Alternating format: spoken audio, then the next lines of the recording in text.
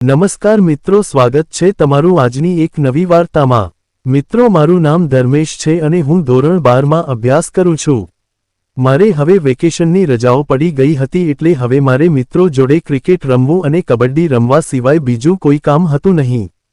ત્યારે અચાનક એક દિવસ મારા માસી મારા ઘરે આવ્યા અને તે અમારા ઘરે થોડા દિવસ માટે રહેવા આવ્યા હતા એટલે મને તેના આવવાથી ખૂબ જ ખુશી થઈ હતી। મારા માસીની ઉંમર લગભગ 30 વર્ષની હશે। તે ખૂબ જ જ્યાદા છે પણ કોઈપણ કપડું તેને સારું લાગતું હતું કેમ કે તેનું શરીર તંદુરસ્ત અને તે ખૂબ જ સુંદર હતા અને હું અવારનવાર ત્યાં જોયા કરતો અને માસી પણ સંતાડવાની કોશિશ કરતા પણ આ નવરો તોફાને ચડી જતો અને આરામ કરીને તેને શાંત કરતો હતો। એક દિવસ મારા મમ્મીએ મને કહ્યું, બેટા હું આજે બજારમાં કામ હોવાથી બજારમાં જાઉં છું અને મારે મારી સહેલીને ત્યાં ખબર અંતર પૂછવા જવાનું છે એટલે મને આવવામાં થોડું મોડું થઈ જશે, તો તું માસીનું ધ્યાન રાખજે અને તેને જે જોઈએ તે વસ્તુ લાવી આપજે। જો કોઈપણ વાતની ગરબડ કરીશ તો ખૂબ જ સર્વિસ આપીશ।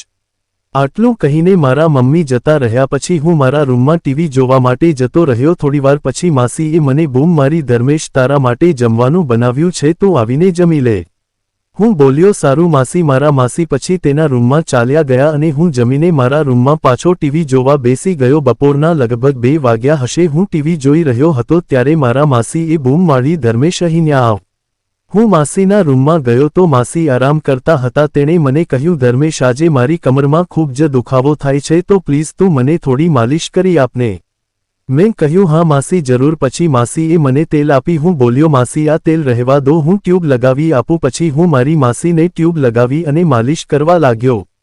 માસીએ કહ્યું, કમરના ઉપરના ભાગમાં વ્યવસ્થિત લગાવ। મારો હાથ ઠેકાણાને અડવા લાગ્યો। તેમના બાવલા મને અડી રહ્યા હતા અને હું બરાબર સમજી ગયો હતો કે નવરા બેટા આજે તારો બરાબરનો મેળ થવાનો છે। આજે સુધી તે ઘણા બધા વિચિત્ર કરતબ દેખાડ્યા છે પણ આજે લાગે છે કે સાક્ષાત દર્શન કરવામાં આવશે। શ્વાસ વધી રહ્યો હતો પછી તે સીધા થઈ ગયા અને મને કહ્યું, ધર્મેશ ગોઠણમાં પણ થોડી માલિશ કર। હું માલિશ કરતાં કરતાં વિચારી રહ્યો હતો કે ક્યારે હું મોટો થઈશ અને ક્યારે મારા લગ્ન થશે અને હું પણ કામ કરીને મારું ઘર હંકાળી શકું। મારા માસી મને ત્રાસી નજરે જોઈ રહ્યા હતા અને તેણે એક પગ બાજુ પર મૂક્યો અને મને દર્શન કરાવ્યા। હું ત્રાસી નજરે દરવાજા તરફ જોઈ રહ્યો હતો પણ હું માસીને ખબર પડવા દેવા માંગતો ન હતો કે હું શું જોઈ રહ્યો છું। મારા માસી પણ તૈયાર હતા, તે ખાલી સૂવાનો ઢોંગ કરતા હતા પણ એવા માટે જાગી રહ્યા હતા અને હું શું કરી રહ્યો છું અને શું વિચારું છું તે જોતા હતા પણ હું અજાણ્યો બનીને માલિશ કરવા લાગ્યો। એક વાત તો પાકી હતી કે આજે નવરાભાઈને જલસા કરવાનો સમય આવી ગયો છે અને નવરો તોફાને ચડી ગયો હતો અને મને એક જ ચિંતા હતી કે જો અચાનક મમ્મી આવી જાય તો શું થશે।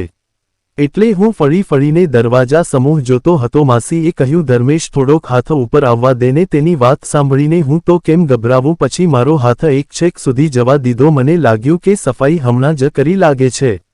પીછા મને હટતા હતા। માસી મને એકદમ ત્રાસી નજરે ટાંકી રહ્યા હતા એટલે હું થોડો ડરી ગયો અને વિચારવા લાગ્યો કે નવરા બેટા આજે તું ગયો, આજે માસી મમ્મીને બધી જ વાત કરી દેશે અને તને બરાબરની સર્વિસ આપશે। પરંતુ મેં હિંમત કરીને માલિશ ચાલુ રાખી। બસ હવે મમ્મીને આવી જાય એવી હું ઉપરવાળાને પ્રાર્થના કરતો હતો। ત્યાં અચાનક માસીએ કહ્યું, ધર્મેશ નવરાને અંદર મૂકી દે, આજે મારે પણ તેનો આનંદ લેવો છે। મેં કહ્યું, અરે માસી મને ક્યાં કંઈ આવડે છે। તો માસી બોલ્યા, તેમાં ગભરાવા જેવી વાત નથી, હું છું ને, હું તારી મદદ કરીશ। અને તે કાનને પકડીને મેદાનમાં આવી ગયા અને પછી દરવાજા ઉપર મારેલો લોક ખોલવા લાગ્યા। માસીએ કહ્યું, બરાબર વ્યવસ્થિત ચાવી લગાડ। પછી હું તો શું કામ પાછો પડું। મેં ચાવી લગાડી અને માસી બોલ્યા, ચાવીને ધીરે ધીરે વજન આપતો જા। એટલે તરત જ ચાવી લાગી ગઈ અને હું ઢીલો પડી ગયો। ત્યારે મારા માસીએ કહ્યું, થોડીવાર માટે ચાવી એમ જ રહેવા દે અને પછી દરવાજો ખોલીને અમે બંને ખૂબ જ આનંદ અને મોજ મસ્તી કરી। મેં માસીને કહ્યું, હવે તમે કેટલા દિવસ રોકાશો અને મને કેટલા દિવસ આ જ રીતે આનંદ કરાવશો। મને આજે રમવાની ખૂબ જ મજા આવી પણ હું આજે નવો હતો ને એટલે હું તમારું કામ બરાબર ના કરી શક્યો।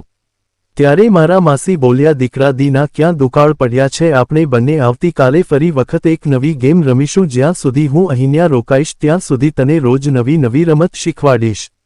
મિત્રો, આ વાર્તા તમને કેવી લાગી? જો ગમી હોય તો ચેનલને સબસ્ક્રાઇબ કરી દેજો અને વિડીયોને એક નાની એવી કમેન્ટ અને લાઇક કરી દેજો। ફરી મળીશું આવતીકાલે। ત્યાં સુધી આવજો। વિડીયોમાં આવેલા નામ, પાત્ર અને ઘટના કાલ્પનિક છે, તેનો કોઈપણ વ્યક્તિ સાથે સંબંધ નથી। વિડીયો પૂરો જોવા બદલ આપ સૌ મિત્રોને ધન્યવાદ।